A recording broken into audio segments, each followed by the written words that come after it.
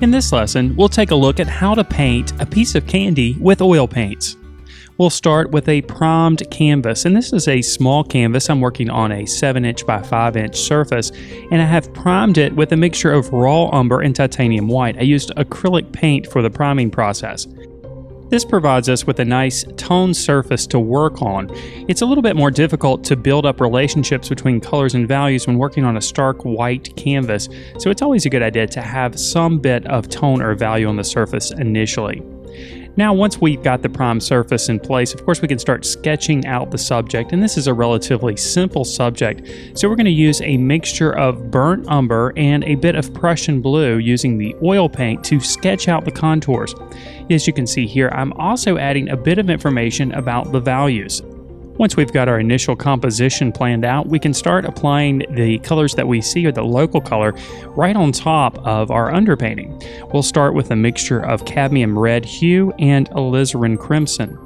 Now we're going to be completing this painting in one sitting, meaning that I'm not stopping and allowing the layers of paint to dry before applying the next application.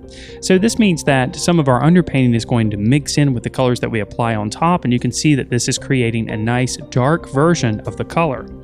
Now progressively we're going to get a little bit heavier with our applications, and we're also going to be working our way so that we're applying lighter values.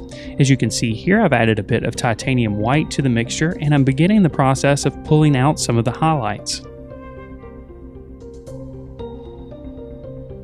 Now I'm also considering the directional strokes that I make with the paintbrush. I'm paying special attention to the shapes of value, of course, but I'm also paying special attention to the direction that I pull the paintbrush as I'm making these strokes. I'm trying to make these strokes flow over the cross contours of the form of the piece of candy. Any little thing that you can do to add to the illusion of form is helpful, and brush strokes are an excellent way to help create the illusion of form beyond what the value and the color relationships do on their own. Because oil paint dries so slowly, we have the ability to gradually adjust the value relationships and the colors. As you can see here, I'm working back and forth pushing the lighter and darker values. And in fact, I'm adding just a touch of cadmium yellow to the mix as well to add some hints of some orange. Now, of course, this piece of candy is neatly wrapped within a wrapper, and you may notice that we're not painting any of the details of the wrapper at this point. It's easy for beginners to get overwhelmed with all the details and not think about the approach or the order that you approach a painting in. In this case, because we're working with an opaque medium like oil paint, we can start by applying the colors on the actual piece of candy first, and then over the top we'll develop the details for the wrapper. Now at this point we're ready to turn our attention to painting the base color for the wrapper, and it might be surprising that we're going to mix up a gray color to do so. So what we'll do is we'll use our mixture of Prussian blue and burnt umber and add just a bit of titanium white to it to produce a nice gray.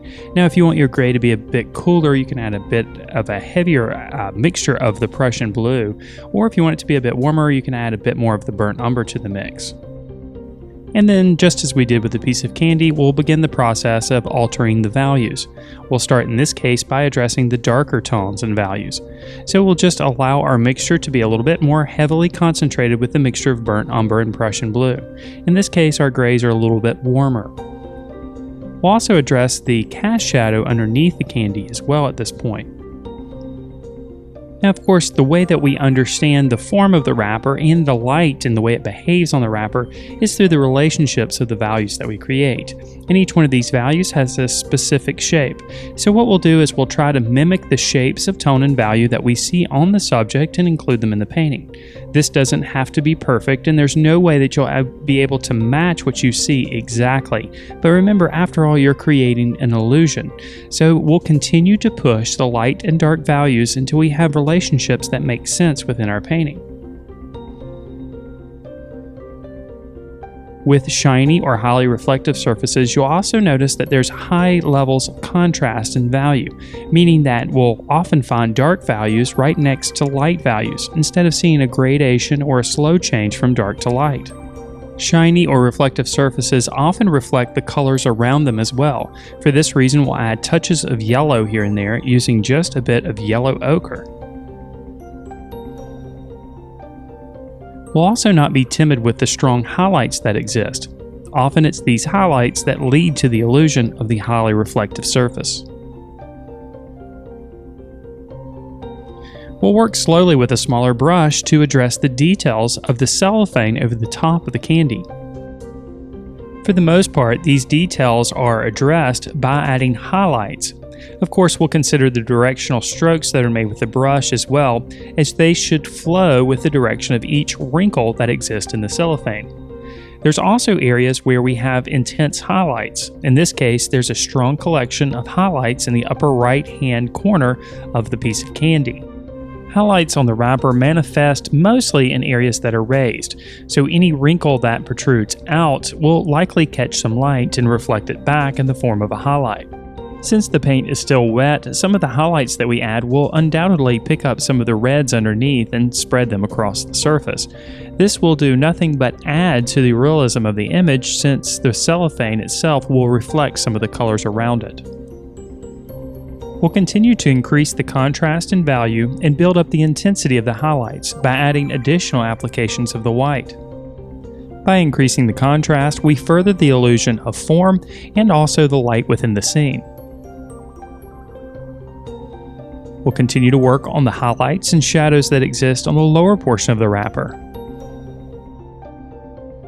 Again, this is simply a process of recognizing the shapes of value that we see on our subject and trying to mimic them as closely as possible in the painting. We can recognize that creating an exact copy is nearly impossible, but as long as we get close to what we're seeing in our painting, then an accurate illusion can be created. Now with our piece of candy in place, we can start addressing the background. For this painting, I'm choosing to add a blue background, since it will create a nice color relationship with the reds and yellows in our piece of candy. Although the yellows are subtle, the combination of the red and blue will help to pull them out. This of course creates a primary color scheme, which is a color triad. These three colors are equidistant from each other on the color wheel. This blue is created by mixing titanium white with French ultramarine. We can apply our blue mixture around the entire portion of the candy, addressing all of the edges. We can even go over the top of the shadowed area, which is still wet. The darker color mixed for the cast shadow will naturally mix with the blue applications, creating a more natural looking cast shadow. We can also work the edges and create a nice smooth gradation from dark to light.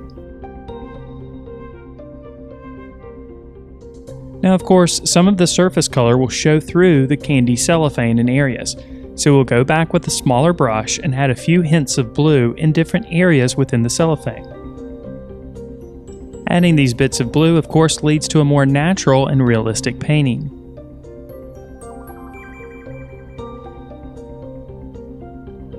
When we view objects in reality, we seldom see a strongly defined, crisp edge.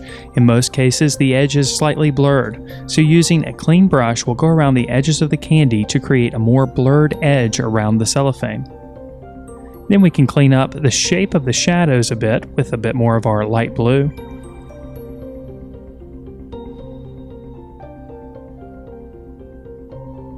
And lighten it up in areas to create additional contrast if needed.